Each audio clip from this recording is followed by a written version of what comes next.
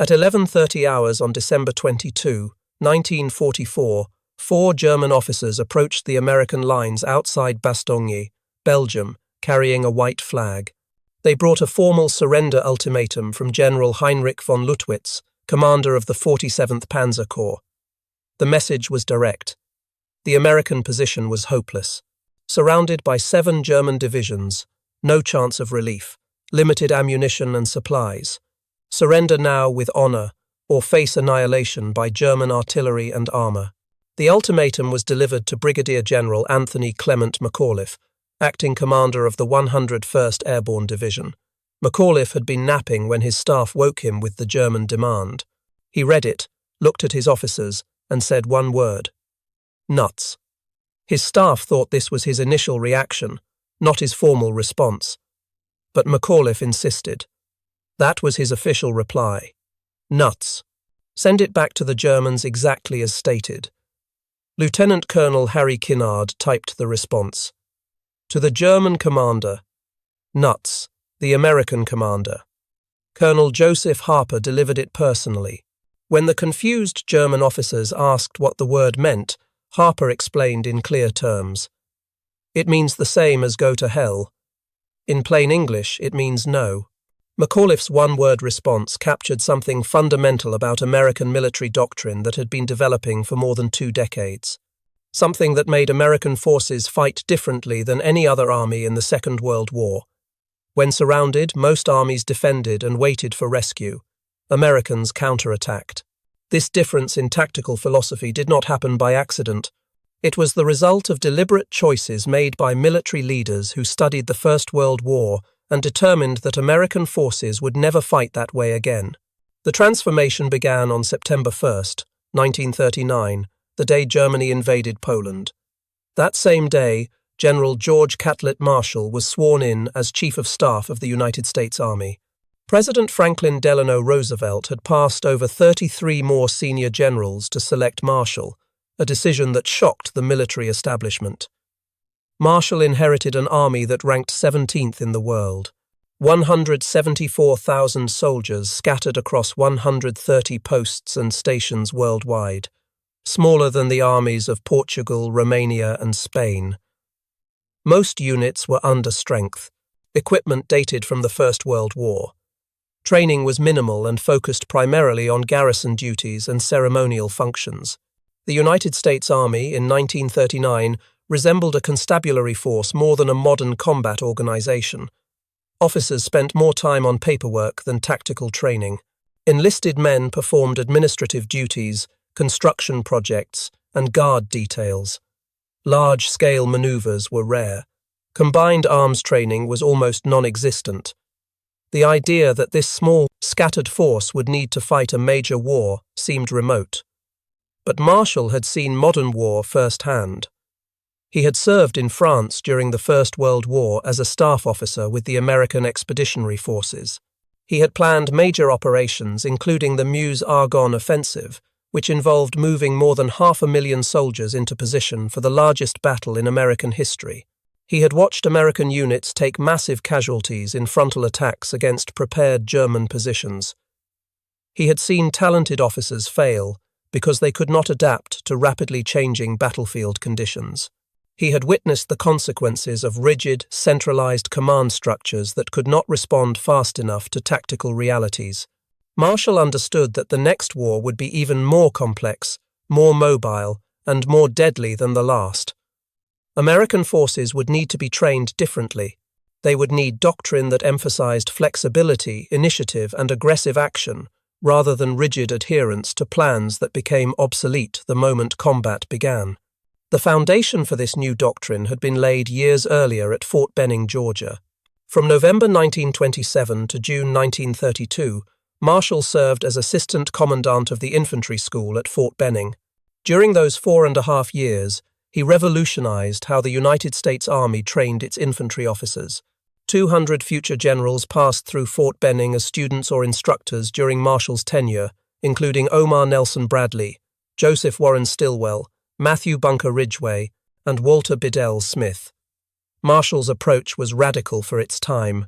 He stripped away the complex, formal, tactical problems that had dominated military education and replaced them with simple, practical exercises focused on making rapid decisions with incomplete information. He told instructors that officers needed to learn how to think, not what to think. He emphasized that in combat, there would never be perfect information, never enough time, never ideal conditions. Officers had to be trained to act decisively despite uncertainty. Traditional military education at the time emphasized following established procedures and waiting for orders from higher headquarters. Marshall taught the opposite.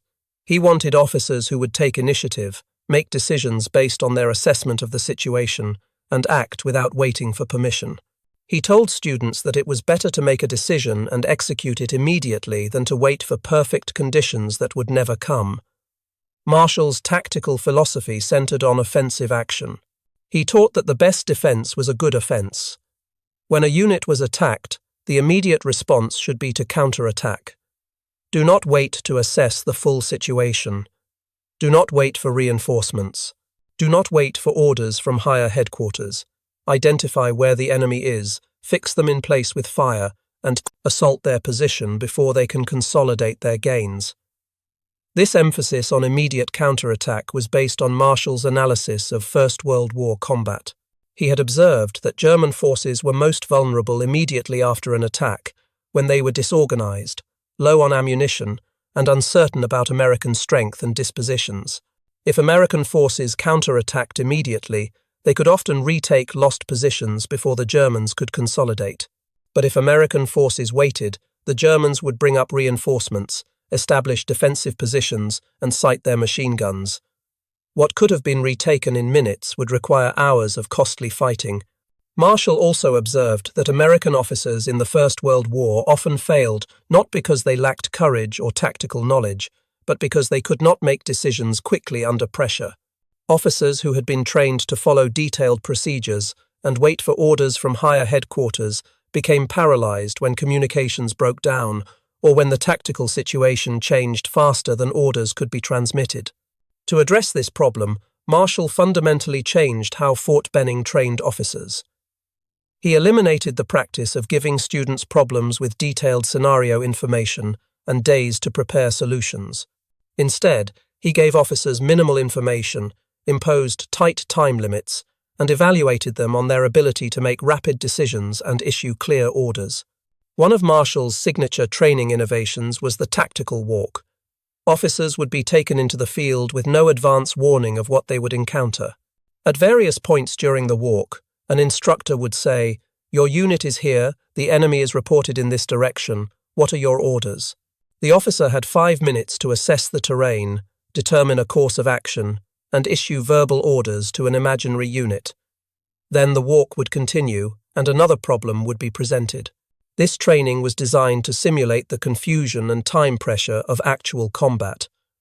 Officers could not prepare elaborate written orders. They had to think quickly, decide rapidly, and communicate clearly under pressure. The training emphasized that in combat, a good decision executed immediately was better than a perfect decision that came too late. Marshall also changed how officers were evaluated. Traditional military education emphasized knowledge of regulations and procedures. Students who could quote field manuals and recite proper forms received high marks.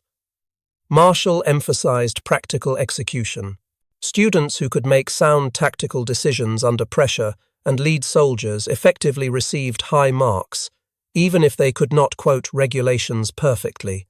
This shift from procedural knowledge to practical judgment was revolutionary. It meant that officers were being trained to think rather than simply follow procedures. It meant that junior officers were expected to exercise judgment and take initiative rather than simply execute orders exactly as given.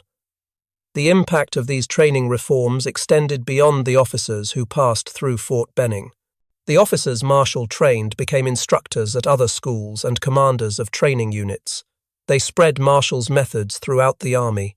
By the late 1930s, officer training across the United States Army had shifted toward emphasizing initiative, rapid decision-making, and aggressive action. Marshall also revolutionized training methods.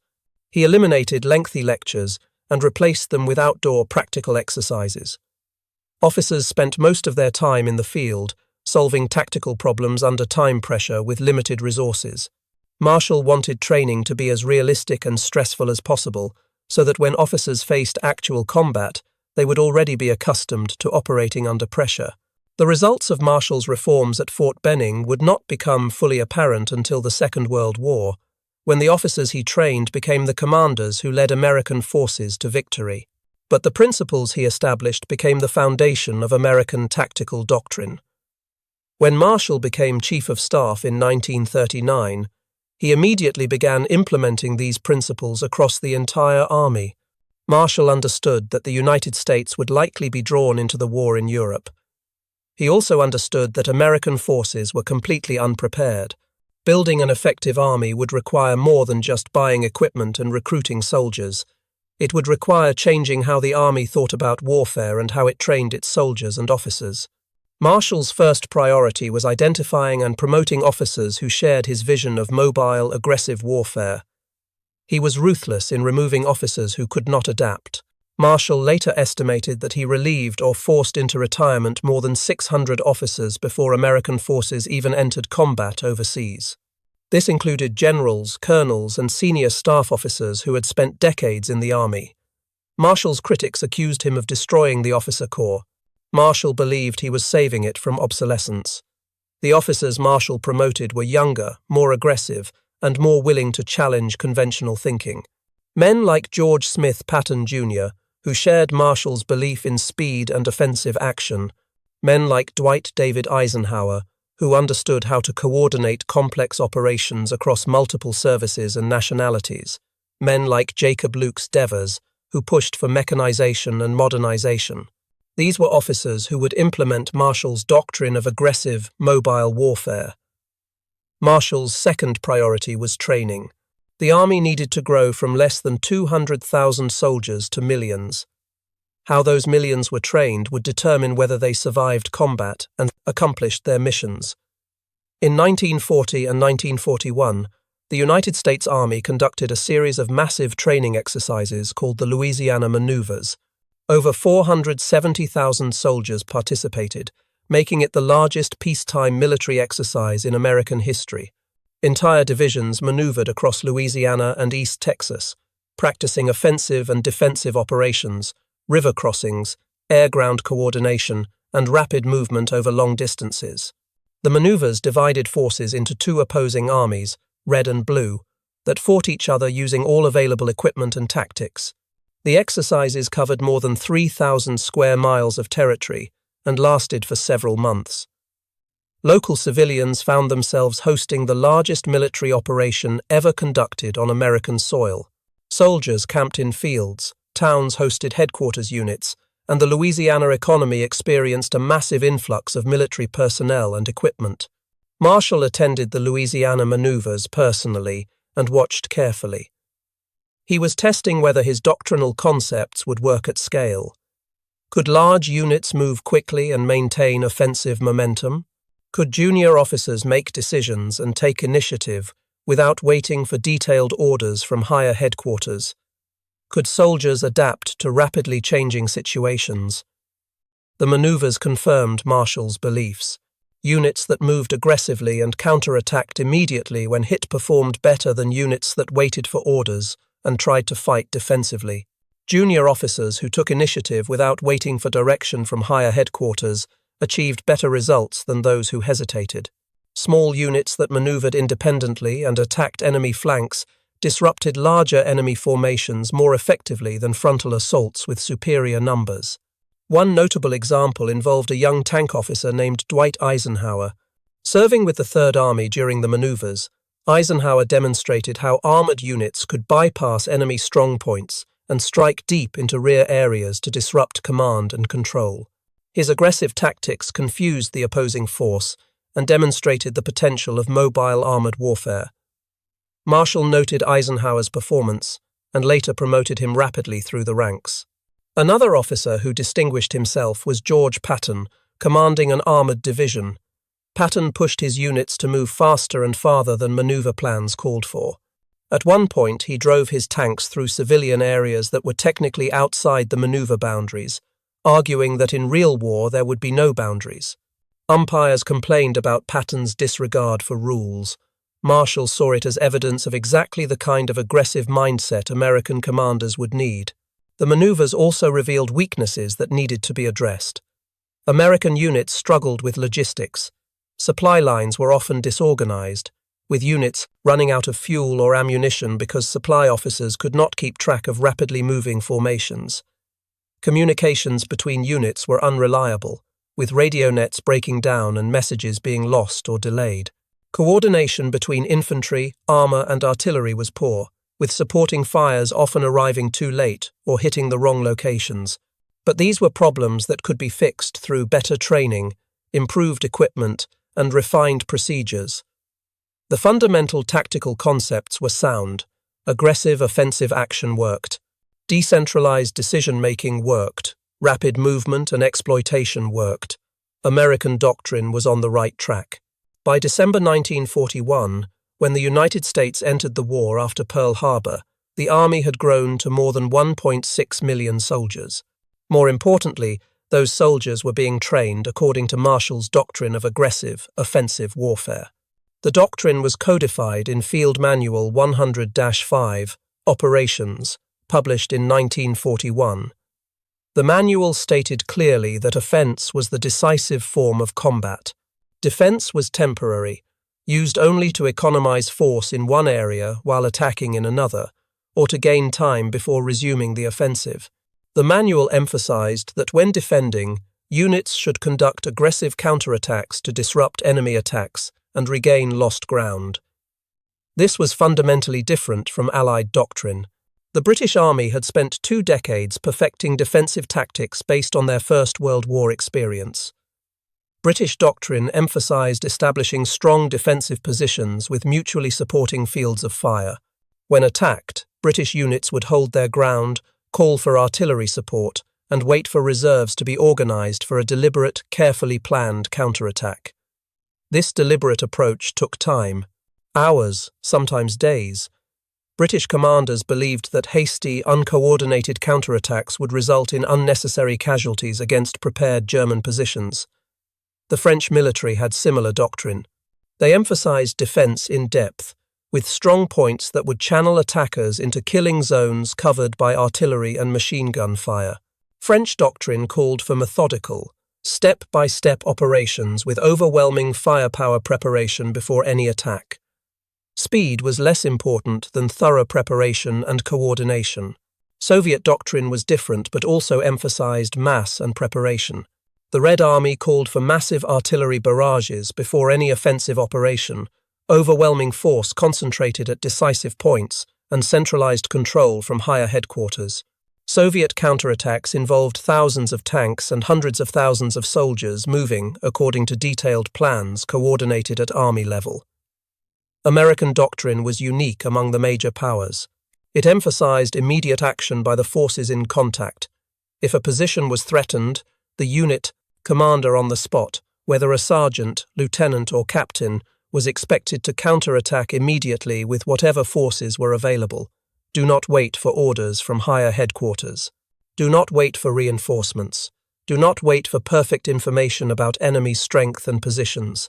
Attack now, with what you have, before the enemy can consolidate their gains. This doctrine required a different kind of soldier than other armies produced. American training focused on creating soldiers who could think and act independently, who understood the commander's intent rather than just following specific orders, who could adapt to unexpected situations without waiting for direction. At infantry replacement training centers across the United States, recruits spent 13 weeks learning to be soldiers. A substantial portion of that training focused on battle drills that emphasized aggressive action, react to ambush, assault a fortified position, conduct a hasty attack, clear a building. Every drill emphasized immediate offensive action. The training was physically exhausting and mentally demanding. Recruits marched 20 miles with full equipment, then immediately assaulted an objective. They dug foxholes, then got ordered to abandon them and attack in a different direction. They learned that there was no time to rest, no time to wait for perfect conditions, no time to get every detail right. You acted with what you had, when you could. Officer training at Fort Benning was even more intensive. The Infantry Officer Candidate School compressed the equivalent of 4 years of college-level military education into 3 months. Candidates were constantly evaluated on their ability to make rapid decisions under pressure, to lead soldiers in realistic tactical exercises, and to adapt to unexpected changes in the tactical situation. Instructors created scenarios where there was no perfect solution, no time to gather all relevant information, no opportunity to coordinate properly with adjacent units. Young officers had to make decisions with incomplete information and accept the consequences. The training was designed to produce officers who would take initiative and accept risk rather than waiting for guidance from higher headquarters. This training philosophy produced a distinct American tactical culture. Junior leaders were expected to show initiative. A lieutenant who saw an opportunity to attack was expected to do so even if it meant deviating from the original plan. A captain who found the enemy flank exposed was expected to attack immediately rather than report up the chain of command and wait for orders. The culture was reinforced by Marshall's personnel policies. Officers who showed initiative and achieved results were promoted rapidly, regardless of seniority. Officers who waited for orders and avoided risk were relieved of command. Marshall made it clear that in the American Army, aggressive action would be rewarded and timidity would be punished. The first real test of American doctrine came in North Africa in February 1943. The Battle of Kasserine Pass was the first major engagement between American and German forces. German armor under Field Marshal Erwin Rommel attacked American positions in Tunisia on February 14th. The attack achieved complete tactical surprise. American units, most of which had never been in combat, were scattered and driven back 50 miles. By February 20th, the situation looked desperate. American forces had suffered more than 6,000 casualties, including 3,000 soldiers missing or captured. Equipment losses were heavy. Unit cohesion had broken down in many areas. British commanders expected the Americans to pull back, reorganize, and prepare a deliberate counter-offensive. That was how the British would have responded after such a defeat. Take time to assess what went wrong, reorganize units, wait for replacements and resupply. Plan the next operation carefully to avoid repeating mistakes. American forces did not wait. Within 24 hours of the worst fighting, American artillery units that had retreated in disorder were back in action, firing in support of infantry counterattacks.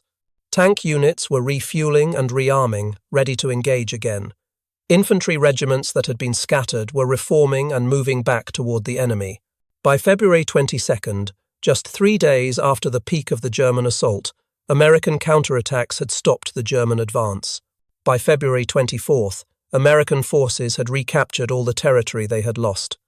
The Germans withdrew, having failed to achieve their operational objectives. British commanders were both impressed and appalled. Impressed by American resilience and aggressive spirit, appalled by what they saw as reckless haste and poor coordination. British doctrine said you needed weeks to recover from a defeat like Kasserine Pass. The Americans recovered in days. General Harold Alexander, the British officer who took overall command after Kasserine Pass, tried to slow the Americans down. He wanted them to wait, train more, and conduct more methodical operations. But American commanders pushed for immediate action.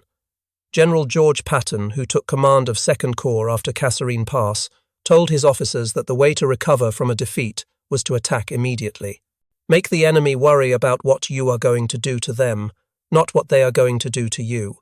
Within a month, American forces won the Battle of El Gueta, their first clear tactical victory against the Wehrmacht. The aggressive doctrine was working.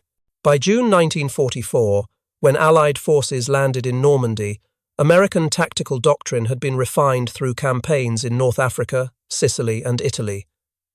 Junior officers knew to take initiative. Soldiers knew to counterattack immediately when hit. The culture of aggressive offense was deeply embedded at all levels. This brings us to December 1944 and the German Ardennes offensive. On December 16, 1944, At 0530 hours, German forces launched the largest offensive they would mount in the West during the entire war. 30 divisions, 250,000 men, nearly 1,000 tanks and assault guns. The attack achieved complete tactical surprise along an 85-mile front in the Ardennes forest of Belgium and Luxembourg. Weather conditions favoured the Germans. Heavy snow, freezing temperatures, dense fog that grounded Allied aircraft. German armour advanced rapidly through thinly held American positions. Some American units broke and ran, others were surrounded and destroyed. Within 48 hours, German forces had created a bulge 50 miles deep into the Allied front. The situation looked catastrophic. American forces were scattered and retreating. German armour was driving toward the Meuse River and the vital port of Antwerp. If the Germans reached Antwerp, they would split the Allied armies and potentially force a negotiated peace that would allow Germany to continue the war. But three things happened that the Germans did not expect. First, small American units throughout the Ardennes immediately began mounting local counterattacks. At dozens of crossroads and villages, American forces that had been bypassed or surrounded did not surrender or retreat to the rear. They counterattacked. These small unit actions bought time. Every hour the Germans were delayed allowed more American forces to move into position. Every counterattack forced German units to deploy from march column into combat formation, slowing their advance. The cumulative effect of hundreds of small, often unsuccessful counterattacks was to disrupt the German timetable and prevent them from achieving the rapid breakthrough their plan required.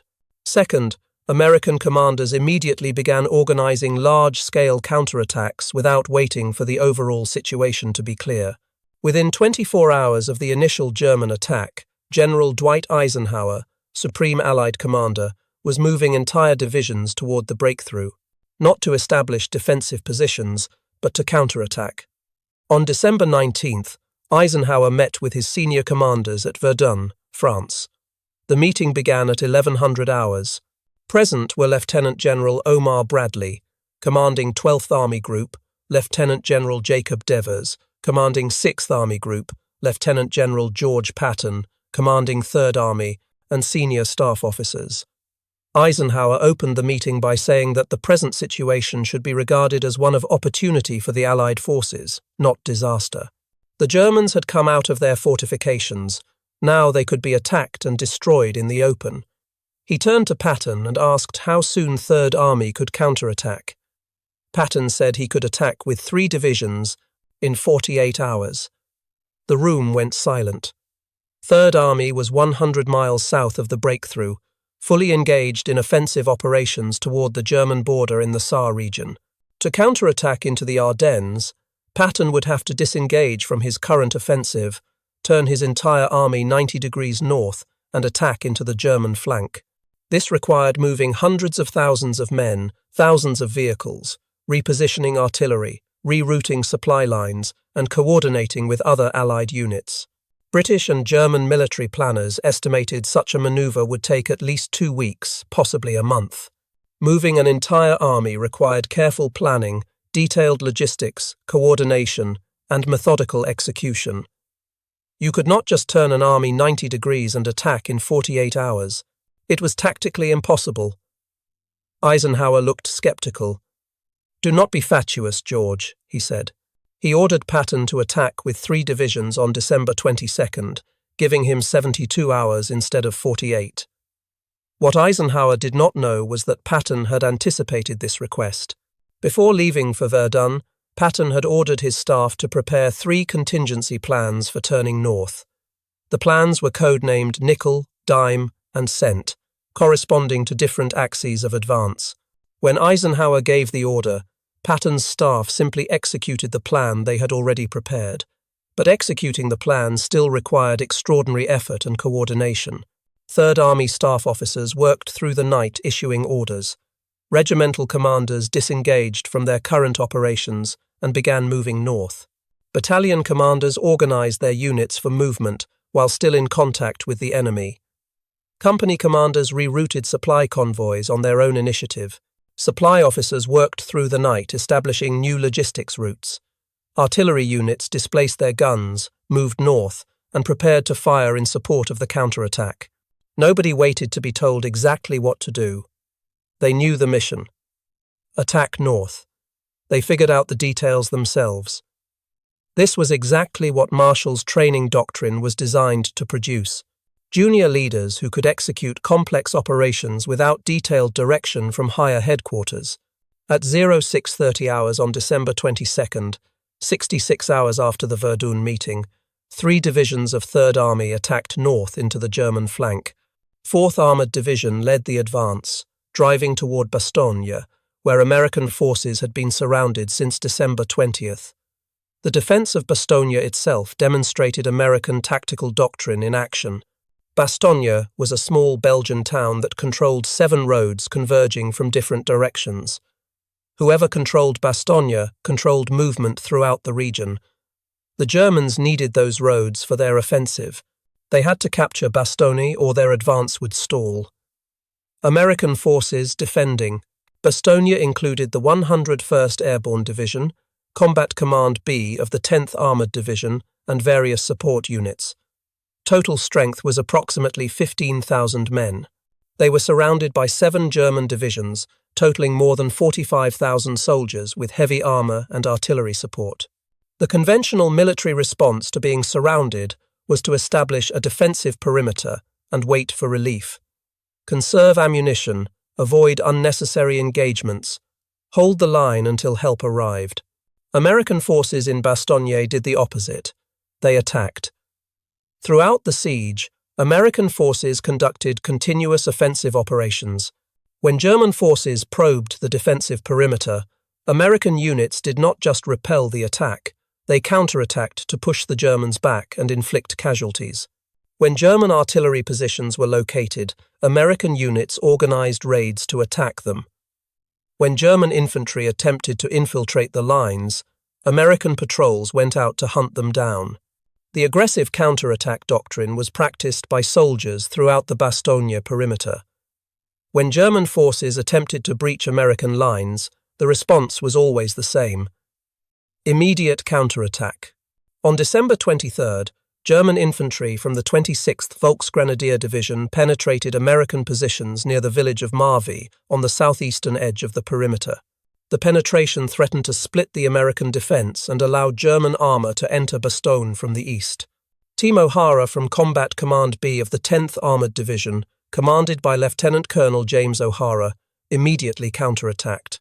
The team included M4 Sherman tanks, M5 Stuart light tanks, M18 Hellcat tank destroyers, armored infantry in half-tracks, and supporting engineers.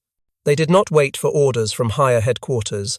They did not wait to assess German strength. They attacked immediately. The counterattack hit German infantry who were attempting to consolidate their penetration. American tanks rolled through German positions firing high explosive and machine gun rounds. Armored infantry dismounted and cleared buildings. Engineers blew up German strongpoints with demolition charges. The fighting was close and brutal. American and German soldiers fought room to room in Marvy village, but within 2 hours, American forces had driven the Germans back and re-established the original defensive line. Similar actions occurred around the entire Bastogne perimeter. On the northern sector, the 506th Parachute Infantry Regiment conducted night raids against German positions. On the western sector, the 502nd Parachute Infantry Regiment attacked German artillery observation posts. On the southern sector, glider infantry from the 327th Glider Infantry Regiment ambushed German supply columns. These were not isolated incidents. They were consistent in application of doctrine. Every commander from battalion to squad level understood that when Germans attacked, the response was immediate counterattack. This kept German forces off balance and prevented them from massing overwhelming force at any single point. The defenders also benefited from artillery support that was aggressively employed. American artillery doctrine emphasized massing fires quickly and shifting targets rapidly. When German forces were spotted concentrating for an attack, American artillery would hit them with concentrated fire before they could assault. When German infantry attacked American positions, artillery would fire directly in front of American lines, so close that shell fragments sometimes wounded American soldiers. This was acceptable. Better to take some friendly casualties from your own artillery than to be overrun by German infantry. The 969th Field Artillery Battalion, an all-black unit, provided critical fire support throughout the siege. The battalion fired more than 10,000 rounds during the siege, often at danger close range to American positions. Battery commanders made independent decisions about targets and fire missions without waiting for approval from higher headquarters. This decentralized control allowed artillery to respond immediately to requests from infantry units in contact. American armor also operated aggressively. Tank commanders did not wait in defensive positions for German armor to attack. They conducted aggressive patrols, engaged German forces at long range, and repositioned constantly to prevent German forces from determining American tank positions. This mobile defense was more effective than static positions would have been, even though it consumed more fuel and wore out equipment faster. The aggressive tactics worked because American soldiers at all levels had been trained to think offensively. A private manning a machine gun position did not just defend his position. He looked for opportunities to attack German positions with fire. A sergeant commanding a squad did not just hold his section of line. He organized patrols to raid German positions. A lieutenant commanding a platoon did not just wait for orders. He assessed the situation and took action based on his understanding of the commander's intent. This tactical culture was the direct result of training that emphasized initiative at all levels. From basic training through advanced individual training through unit training, soldiers learned that they were expected to act, not just follow orders. When circumstances changed, soldiers were expected to adapt without waiting for new orders. When opportunities appeared, soldiers were expected to exploit them without requesting permission. This was not unusual. It was standard operating procedure throughout the Bastogne defense. Every German attack was met with an immediate American counterattack. The Germans expected the surrounded Americans to fight defensively, conserving strength and ammunition. Instead, they encountered continuous offensive action that kept German forces off balance and prevented them from massing for a decisive assault. On December 22nd, when the German surrender demand arrived, the American response was not surprising given this tactical culture. General McAuliffe's one-word reply, "nuts," was consistent with the aggressive spirit that pervaded American forces at Bastogne. They were not thinking about surrender or survival. They were thinking about killing Germans. The siege was lifted on December 26th when elements of 4th Armored Division, spearheading Patton's counterattack, reached Bastogne. Lieutenant Charles Boggess, commanding a tank platoon from Company C, 37th Tank Battalion, led the breakthrough. His lead tank, nicknamed Cobra King, rolled into Bastogne at 1650 hours. The corridor was only a few hundred yards wide and came under immediate German fire, but it was enough. Supplies and reinforcements could reach the defenders. But the relief of Bastogne did not mean the fighting stopped.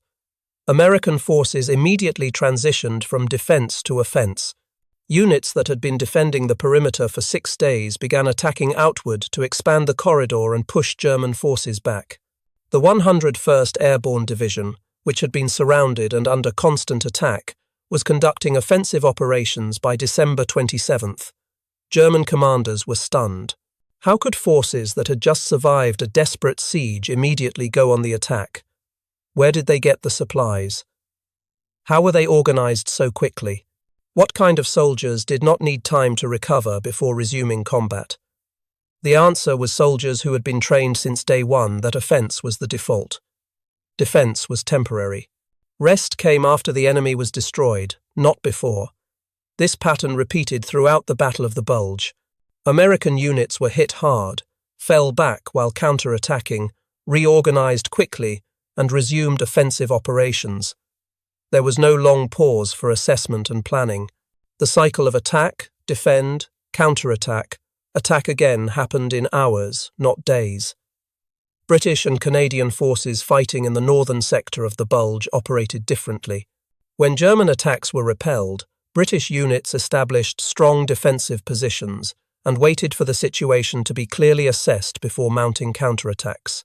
British commanders organized deliberate, carefully coordinated counter-offensives with proper artillery preparation and clear lines of communication. Both approaches worked, but the American approach was faster. By January 25, 1945, 41 days after the German offensive began, American forces had eliminated the entire Bulge and restored the front line. German forces had suffered between 85,000 and 100,000 casualties. More critically, they had lost tanks, trucks, artillery, and fuel they could not replace. The Wehrmacht in the West never recovered from the Battle of the Bulge. American casualties were also heavy. 19,000 killed, 47,000 wounded, 23,000 captured or missing. Nearly 90,000 total casualties. But the Americans had achieved a decisive victory through aggressive, continuous offensive action. The tactical principles that saved Bastogne and won the Battle of the Bulge were the same principles Marshall had taught at Fort Benning in the 1920s and codified in Army doctrine in the 1940s. Take initiative, act decisively with incomplete information. When hit, counterattack immediately, maintain offensive action, never give the enemy time to rest and reorganize. After the war ended in May 1945, the United States Army conducted extensive analysis of combat operations. The data confirmed what Marshall and other American commanders had believed. Aggressive, continuous offensive action achieved objectives faster and often with lower cumulative casualties than cautious, methodical approaches. Training that emphasized initiative and speed produced more effective combat units. Doctrine that pushed decision-making to the lowest practical level created more flexible and responsive forces. These lessons became embedded in American military culture and doctrine. Through Korea, Vietnam, the Gulf War, Iraq, and Afghanistan, American military doctrine continued to emphasize offensive action and immediate counterattack. Modern infantry field manuals still teach that the best response to ambush is to assault through the ambush. Modern officer training still emphasizes making decisions quickly with incomplete information rather than waiting for perfect knowledge. The Marshall Center at Fort Benning, opened in February 2006, teaches these same principles to new generations of Army leaders. The core curriculum emphasizes what Marshall taught in the 1920s. Offense is the decisive form of warfare. Speed and aggression can overcome superior enemy numbers or positions. Junior leaders must be empowered to act without waiting for direction from higher headquarters. What happened at Bastogne in December 1944 was not an accident or a lucky break. It was the direct result of 20 years of doctrinal development, training innovation, and cultural change within the United States Army. The soldiers defending Bastogne fought the way they had been trained to fight since the day they entered the army. When surrounded, they attacked. When offered terms of surrender, they refused. When relieved, they immediately resumed offensive operations. This was not recklessness or bravado. It was doctrine, consistently applied. The difference between American and Allied tactical approaches came down to fundamentally different answers to a basic question. When your forces are under attack, what, do you do? British doctrine said establish strong defensive positions, call for support, wait for the situation to clarify, then launch a carefully planned counterattack with adequate forces and preparation. Soviet doctrine said mass overwhelming force, coordinate with higher headquarters, prepare with massive artillery bombardment, then attack with numerical superiority. American doctrine said counterattack immediately with whatever forces you have available before the enemy can consolidate their position. All three approaches could work in the right circumstances, but the American approach was consistently faster, and in mobile warfare against a skilled enemy with limited resources, speed often mattered more than perfect preparation. The Germans understood this after fighting American forces for 2 years. German commanders consistently noted in after-action reports that American forces were the hardest to fight because they never stopped attacking. When you defeated an American unit, they immediately counterattacked. When you prepared defenses, they attacked before you were ready. When you tried to rest and regroup, they kept the pressure on. The cumulative effect was exhausting and demoralizing for German troops who were already stretched thin and running low on supplies. German forces on the Eastern Front faced the Soviet Red Army, which employed tactics of overwhelming mass. Soviet offensives involved thousands of tanks, millions of soldiers, and artillery barrages that lasted for hours or even days. German forces on the Eastern Front knew when Soviet offensives were coming and could prepare defensive positions. They could not stop Soviet offensives, but they could channel them and exact heavy casualties. German forces on the Western Front faced American forces that attacked constantly, unpredictably, and with incredible material support. Americans did not mass for one giant offensive. They attacked everywhere, all the time, with combined arms coordination that Germans could not match. German commanders never knew where the next American attack would come from or when it would hit. This operational approach was only possible because of three American advantages: industrial production that could supply vast amounts of ammunition, fuel, and equipment, a large population that could replace casualties, and a training system that produced soldiers and officers who could execute complex operations independently without detailed direction from higher headquarters. Marshall understood all three factors when he designed American tactical doctrine. He knew that American forces would have material advantages that other armies lacked. He designed doctrine to exploit those advantages through continuous, aggressive, offensive action that consumed resources but maintained constant pressure on the enemy. The doctrine worked. By May 1945, German forces had been destroyed in both East and West. American ground forces had advanced from Normandy to the Elbe River in less than a year. They had destroyed or captured more than 4 million German soldiers. They had done so by attacking continuously, counterattacking immediately when hit, and never giving German forces time to rest or reorganize. General Anthony McAuliffe, who commanded at Bastogne, retired as a lieutenant general in 1956. He was asked many times about his famous nuts reply. He always said the response came naturally. The Germans expected the Americans to be thinking about surrender. The Americans were thinking about how to kill more Germans. The attitude difference came from training and doctrine that emphasized offensive action regardless of circumstances. General George Patton died in December 1945 from injuries sustained in a car accident in Germany. His rapid relief of Bastogne became legendary.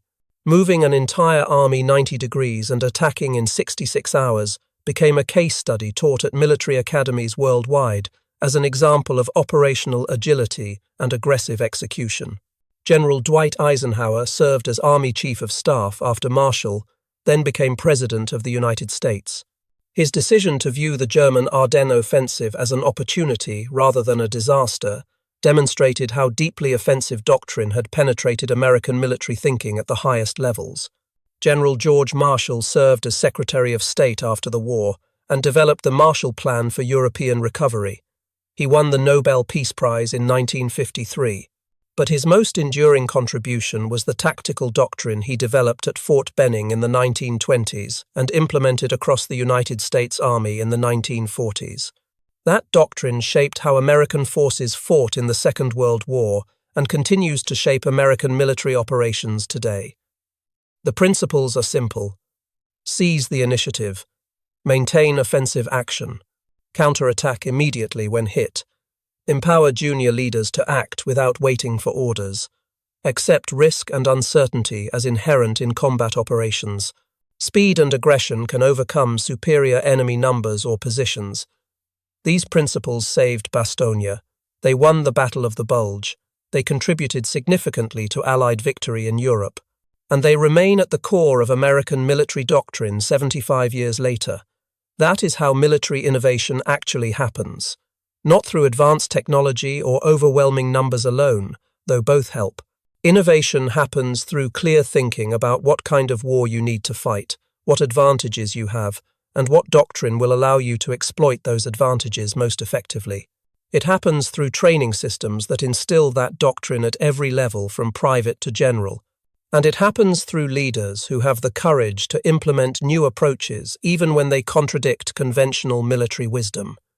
If you found this account meaningful, please like this video. It helps us share more essential chapters from the Second World War. Subscribe to stay connected with these histories. Each story preserves lessons that remain relevant today. Leave a comment telling us where you are watching from. Our community spans continents and generations, united by commitment to understanding how history shapes the present. Thank you for watching, and thank you for helping preserve these memories.